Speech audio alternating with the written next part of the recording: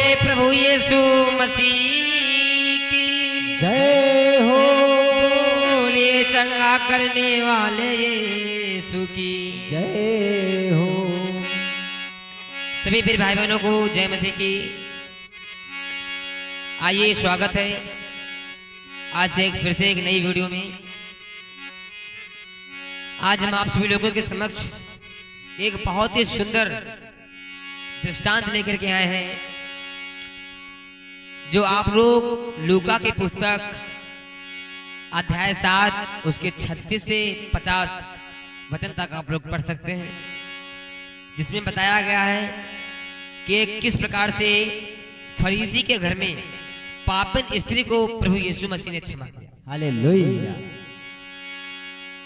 पापियों को क्षमा करने वाला हमारा प्रभु यीशु मसीह किस प्रकार से उस वैश्या औरत पापन स्त्री को क्षमा किया, वो दृष्टांत को आज हम इस वीडियो के माध्यम से दर्शाने वाले हैं। प्रभु इस वीडियो के माध्यम से आपको बहुत बहुत आशीष दे और आपको बहुत बहुत बरकत दे, और आप लोग ऐसे ही मसीह में बढ़ते जाइए, मसीह के विश्वास में बढ़ते जाइए और मसीह की प्रार्थना दुआ इसी प्रकार करते जाइए। तो आइए चलते हैं दृष्टांत की तरफ। एक बार की बात है, सुनो सभी चितलाए, एक फरीसी यीशु को लियो भोजन पे बुलवाए। ये प्रियो उस समय की बात है जिस समय प्रभु यीशु मसीह जगह जगह पर सबको उपदेश सुना रहा था। तो उसी नगर में एक फरीसी रहता था। तो उस फरीसी ने प्रभु यीशु मसीह को अपने घर पर भोजन करवाने के लिए अपने घर पर बुलवाया कि हे प्रभु मेरे घर में आइए और भोजन को ग्रहण कीजिए। तो उस फरीसी ने अपने घर में प्रभु यीशु मसीह को बुलवाया, लेकिन उसी नगर में एक वैश्या औरत, जो पूरे गली की नहीं, पूरे मोहल्ले की नहीं, बल्कि पूरे शहर की बदनाम औरत थी, जो बहुत ही बड़ी पापनी स्त्री थी, जो व्यभिचारिणी स्त्री थी, वैश्या थी, जिससे लोग बातें करने तक भी नफरत उससे करते थे। लोग उससे दूर दूर तक भागते थे। तो जब उसको पता चला कि मेरे नगर में प्रभु यीशु मसीह आए हैं, क्योंकि प्रभु यीशु मसीह जब लोगों को उपदेश सुनाते थे तो सभी जगह पर फैल चुका था कि एक कोई यीशु है जो सबको चंगा करता है, दुष्ट आत्माओं को निकालता है, पापियों को क्षमा करता है। तो उसे ये पहले से ज्ञात था। तो जब उसको पता चला कि फरीसी के घर में प्रभु यीशु मसीह का आगमन हुआ है, तो उसने अपने मन में सोचा क्यों ना हम भी चलें। तो क्या हुआ कि उसी नगर में रहती थी, अरे मेरे भैया,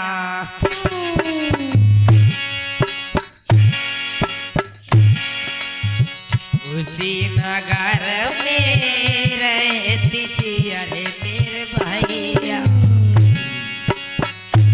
कोई वैश्या पापिनी नारी थी।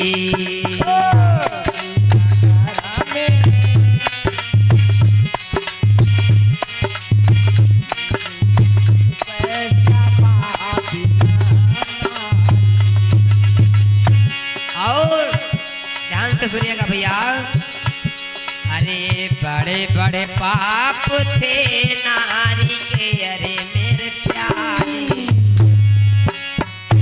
हाय बड़े बड़े पाप थे नारी के, अरे मेरे बेरन,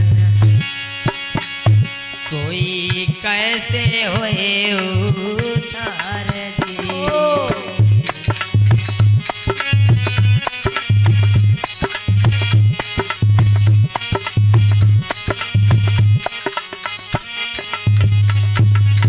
और सब नफरत करे नारी से, अरे मेरे भैया, सब नफरत करे नारी से, अरे मेरी भैया, वीरानो तो संसार दी।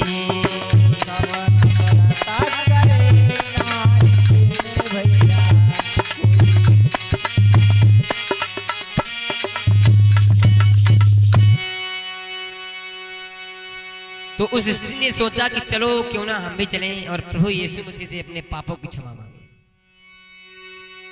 क्योंकि वो जानती थी कि मैंने अपने जीवन में बहुत ही पाप किए हैं और इन पापों को क्षमा करने वाला केवल यीशु मसीह है और कोई उद्धार नहीं दे सकता है।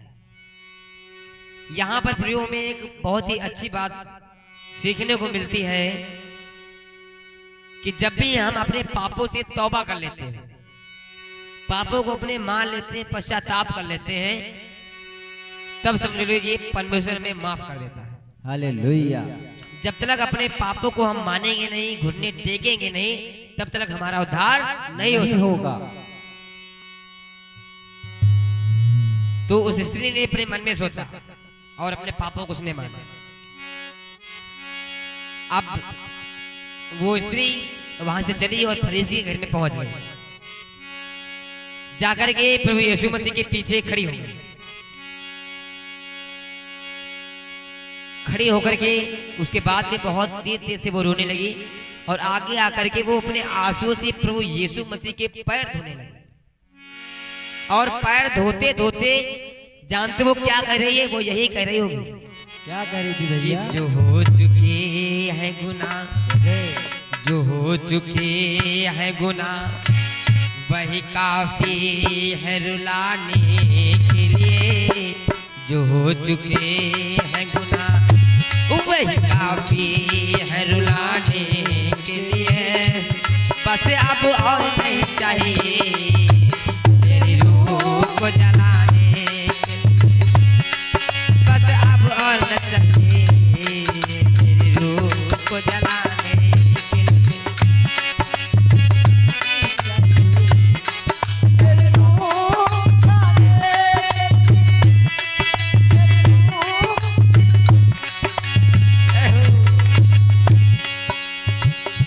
आंसुओं से प्रभु यीशु मसीह के पैरों को धोती जा रही है और अपने मन में ये सोचती भी जा रही है और अपने बालों से पोंछती जा रही है। जो हो चुके हैं गुनाह, जो हो चुके हैं गुनाह, वही काफी है रुलाने के लिए। बस अब और नहीं चाहिए तेरी रूह को जलाने के लिए, तेरी रूह को जलाने के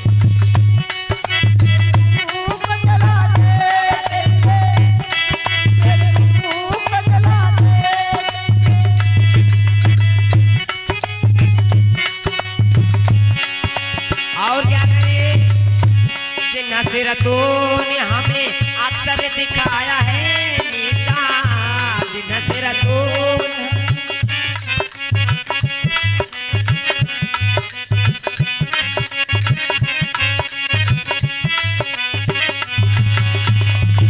जिन हसरतों ने हमें हाय अक्सर दिखाया है नीचा, चली हूँ अब उन्हें चली हूँ अब उन्हें इस दिल से मिटाने के लिए। चली हूँ अब उन्हें इस दिल से मिटाने के लिए। बस अब और नहीं चाहिए मेरी रूह को जलाने के लिए, मेरी रूह को जलाने के लिए, मेरी रूह को जलाने के लिए, मेरी रूह को जलाने के लिए, मेरी रूह को जलाने के लिए। जो हो चुके हैं गुनाह, जो हो चुके हैं गुनाह, वही काफी है रुलाने के लिए। बस अब और नहीं चाहिए मेरी रूह को जलाने के लिए, मेरी रूह को जलाने के लिए, मेरी रूह को जलाने के लिए, मेरी रूह को जलाने के लिए, मेरी रूह को जलाने के लिए। अब देखिए वो पापी स्त्री प्रभु यीशु मसीह से उसके पैरों को अपने आंसुओं से धोती जा रही है और अपने बालों से पोंछती जा रही है और ये मन में विचार भी कर रही है कि जो भी पिछले दिनों में जो भी हमसे पाप हुए हैं वो मुझे अब पाप बिल्कुल नहीं करना, बस प्रभु यीशु मसीह मुझे क्षमा कर दे और मेरा उद्धार कर दे। तो जब वो आंसुओं से प्रभु यीशु मसीह के पैर धो रही थी तो उस समय जो फरीसी जो घर का मालिक था उसने प्रभु यीशु मसीह पे शक किया, संदेह कर दिया उसने। शक इसलिए कर दिया क्योंकि वो लोग जानते थे कि प्रभु यीशु मसीह बहुत बड़ा भविष्यवक्ता है, लोगों को चंगा करता है, लोगों को चंगाई देता है, दुष्ट आत्माओं को निकालता है, कोढ़ियों को काया देता है, अंधों को आंखें देता है, लंगड़ों को चलाता है।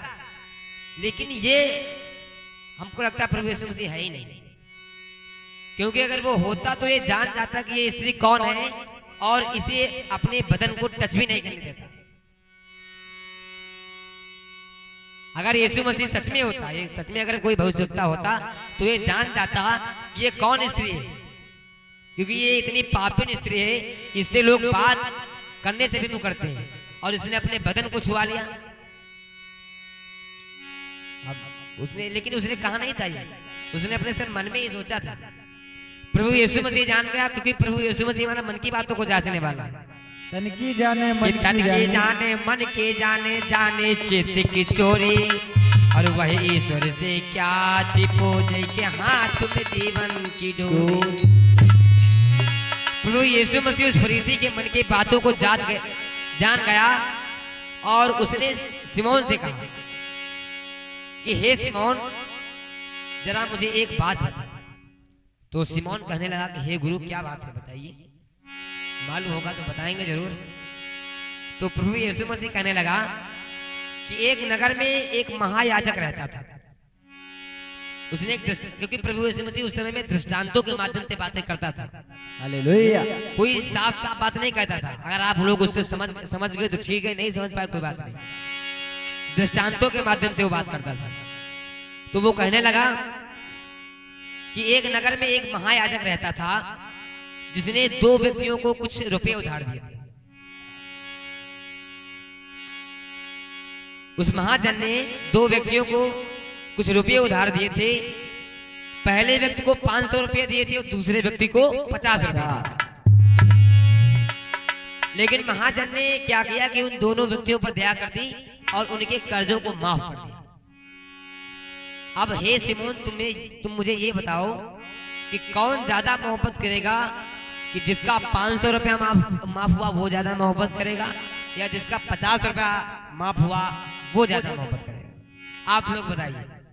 मेरे तो यही समझ में आया जिसके 500 रुपये 500 रुपया ज्यादा, क्योंकि उसके ज्यादा उस पर ज्यादा कर्जा था। अगर आप पर किसी का कर्जा है, मान लीजिए 1 लाख रुपया कर्जा है, अगर वो आपको माफ कर दे, भैया 1 लाख रुपया हम नहीं लेंगे तुमसे, कोई बात नहीं, जाओ जियो मौज से, लेकिन 1 लाख रुपए मैं तुमसे नहीं लूंगा, तो आप उसको समझो भगवान ही मानने लगेंगे कि उसने हमारे कर्जों को माफ कर दिया।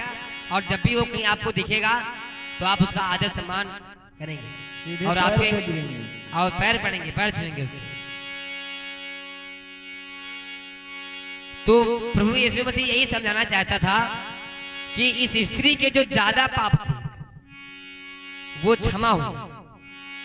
तो प्रभु यीशु मसीह क्या कहने लगा सुनिए। उस फरीसी से प्रभु यीशु मसीह क्या कह रहा है कि जब से आया तेरे घर में अरे पानी तक न मिला है, और इसने अश्रु से पैर धो दिए, बोलो कौन बड़ा है।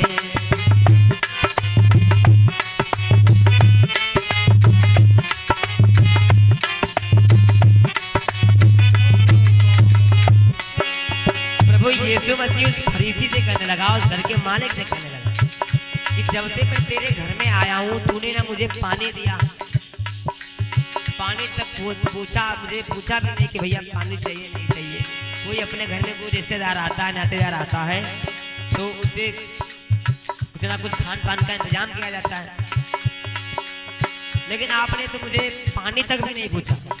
और जब से ये स्त्री आई है उसने अपने आंसुओं से मेरे पैरों को धो दिया और मेरे पैरों को चूमना नहीं छोड़ा। बताओ, हाय जब से आया तेरे घर में पानी तक न मिला है, अरे इसने अश्रु से पैर धो दिए, बोलो कौन बड़ा है।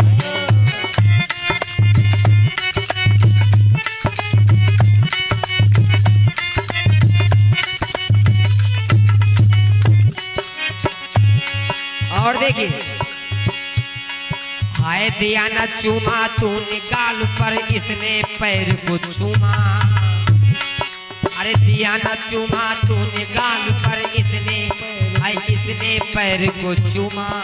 अरे इसके पाप जो ज्यादा थे, है प्रभु ने किए क्षमा।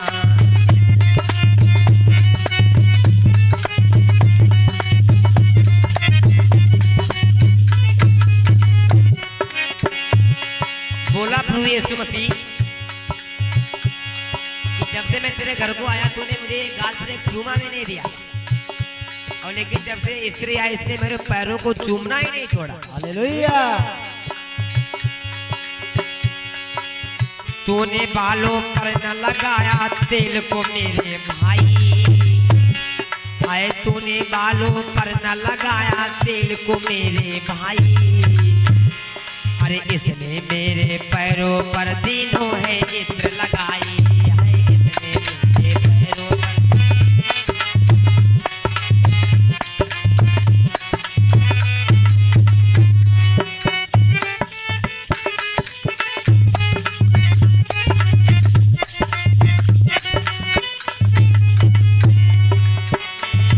आए जब से आया तेरे घर में, पानी तक न मिला है। अरे अरे इसने अश्रु से पैर धो दिए, बोलो कौन बड़ा है। इसने अश्रु से पैर धो दिए, बोलो कौन बड़ा है।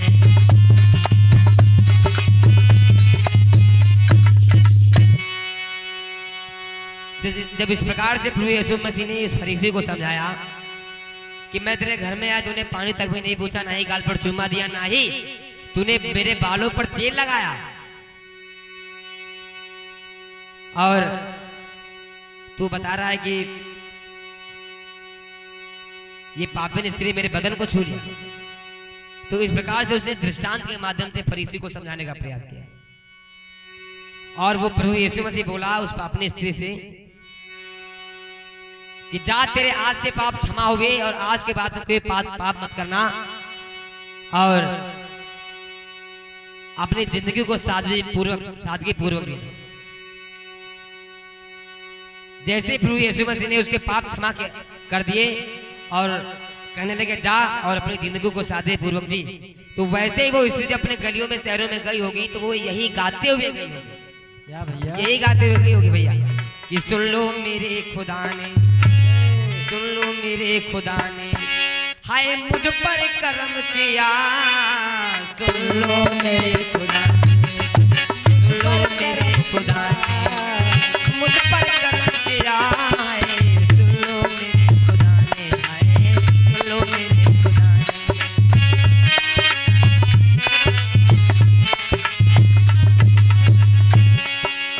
सुन लो मेरे खुदा ने, मेरे दिल को मगन किया।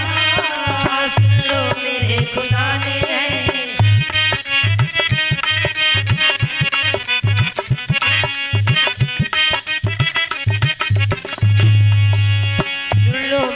खुदा ने मेरे दिल को मगन किया, कर हंसी लबों पर। हालेलुया। आज हर कोई व्यक्ति यही गीत गाता है, क्योंकि जो प्रभु यीशु के दरबार में आता है और अपने बीमारी से छुटकारा पा जाता है, अपनी परेशानी से मुक्ति पा जाता है, तो यकीनन वो यही गाता है, हाय सुन लो मेरे खुदा ने, हाय सुन लो मेरे खुदा ने, मेरे दिल को मगन किया। सुन लो मेरे खुदा ने, मेरे दिल को मगन किया। मेरे दिल को मगन किया।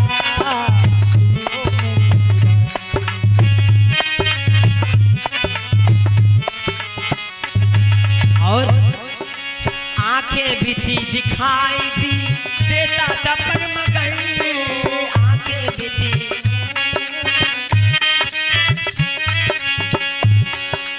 आंखें भी थी, मुझे दिखाई भी है देता था पर मगर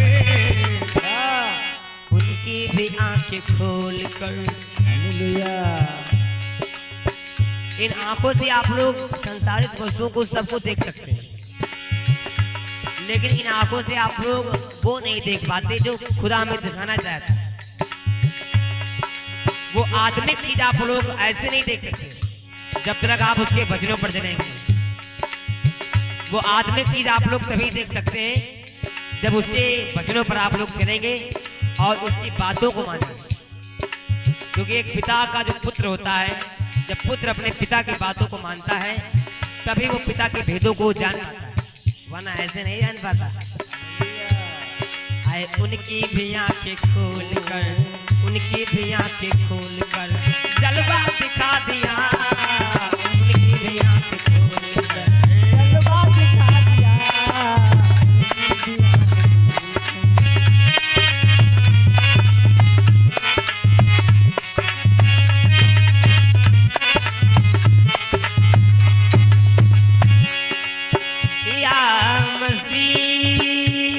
उनकी भी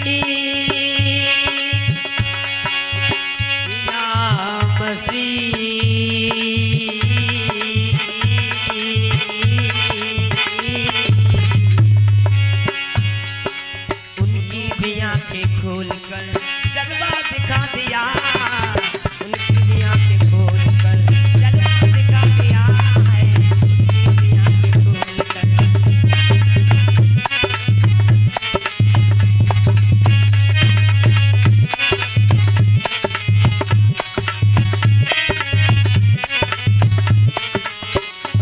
अरे सुन लो मेरे खुदा ने, आए सुन लो मेरे खुदा ने, आए मुझ पर कर्म किया। सुन लो मेरे खुदा ने, मुझ पर कर्म किया है। सुन लो मेरे खुदा ने, आए मुझ पर कर्म किया। सुन लो मेरे खुदा ने, मेरे दिल को मगन किया है। सुन लो मेरे खुदा ने, मेरे दिल को मगन किया। सुन लो मेरे खुदा ने।